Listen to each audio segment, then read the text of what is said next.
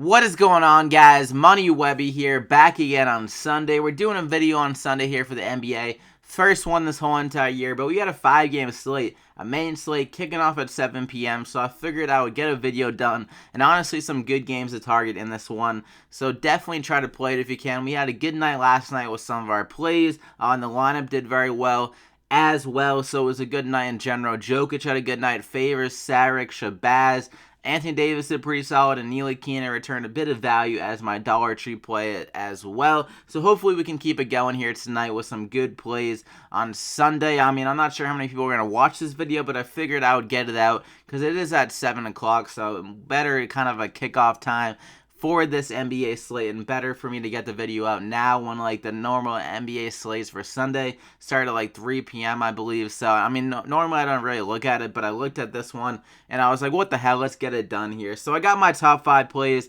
and my Dollar Tree play of the day for today, so definitely drop a like on the video.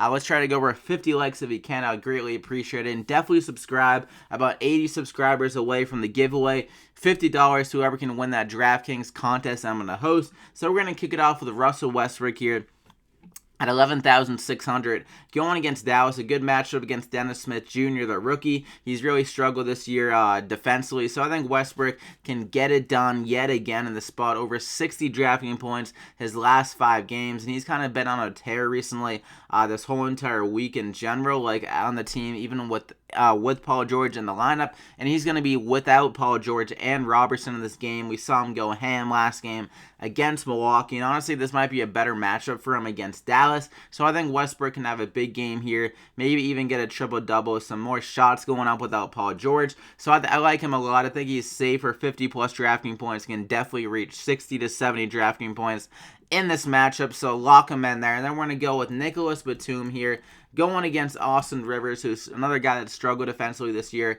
He's at 5,500 in this matchup. They're currently ranked 29th against shooting guards. They struggled a lot this year against shooting guards, so I like Batum here. He's been kind of hit or miss this year over like the last couple weeks since he came back from his injury. He'll have a big game, then kind of a disaster, then a big game. So I think this is a good spot for Batum. It should be one of the higher scoring games of the slate. I see the Hornets kind of scoring pretty easily against the Clippers defense, which has been struggling, but they do have Blake Griffin back. That could help a bit, but Batum has one of the better matchups on the court. I mean, Howard's going to be dealing with DeAndre Jordan the whole entire game. Kevin Walker is going to have Milos, the foreigner, who has actually played some good defense since he's came back from injury. So Batum has one of the better matchups, I think, here. Also, Kid Gilchrist is a solid matchup, but he's not a good scorer. So I think Batum is going to be the guy here that racks up the drafting points at 5,500. A nice little price here.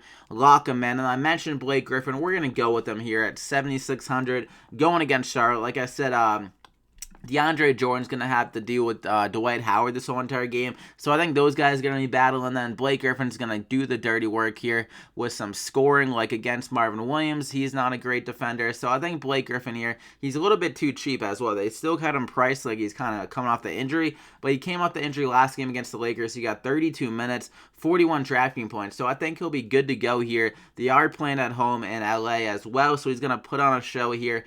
Back from the injury here, going against Charlotte, a pretty solid matchup. Like I said, it should be a pretty high-scoring game.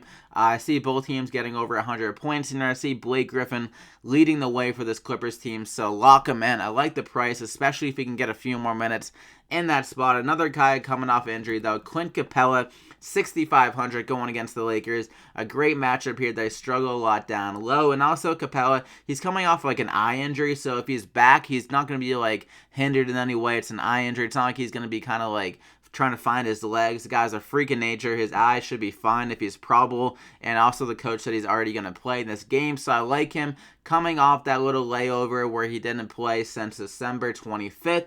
And also the guys in his place were getting a lot of run. Like Ryan Anderson was getting 40 minutes a game. Nene was getting like 20 minutes a game. So those guys might be a little bit tired. So Clint Capela could honestly get around 30 minutes in this game, which would be great against the Lakers. If he does get that many minutes, I can see him getting over 40 drafting points because it's a great matchup here against the Lakers. They struggle down low. Like they got Julius Randle down there.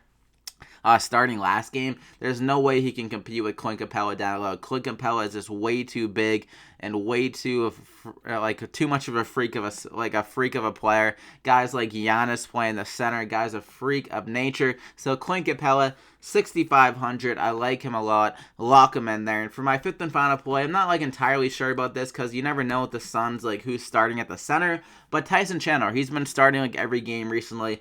Greg Monroe hasn't played for like a week or so I guess Chandler has the job locked up. And against Joel Embiid, I would have figured that Chandler would play because Monroe can't really compete with Embiid down low. So I would think that Chandler would play in this game. And against Philly last time, he had a very good game. He played 37 minutes and 37 drafting points, and he only put up 7 points. He was very active on the defensive end. He's going to have to do something similar in this game against Embiid if he does get the start. So maybe definitely I definitely keep a track of that, though, on Twitter to make sure that Chandler will be starting. It is tipping off at 8 p.m., so hopefully we get a word before that tip-off. But based on like what they've been doing the past week, I would assume that Chandler would get the start because of the matchup against Embiid, and he's been starting nearly every game as of the last few weeks, or as of the last week, I mean. So Tyson Chandler, 4,400. He's going to be very active on the defensive end and get a lot of rebounds here. So I think he'll be good for over 20 drafting points in this game. So lock him in there. So that's your top five. You got Russell Westbrook, Batum, Blake Griffin, Clint Capela, and Tyson Chandler. And for my Dollar Tree play of the day, I mentioned that Robertson and Paul George are both going to be out for this game. So Alex Abrines is going to have to come off the bench and start for this game, start for this Thunder team at 3,300. I mean, he's going to have to get over 30 minutes, I think, in this game.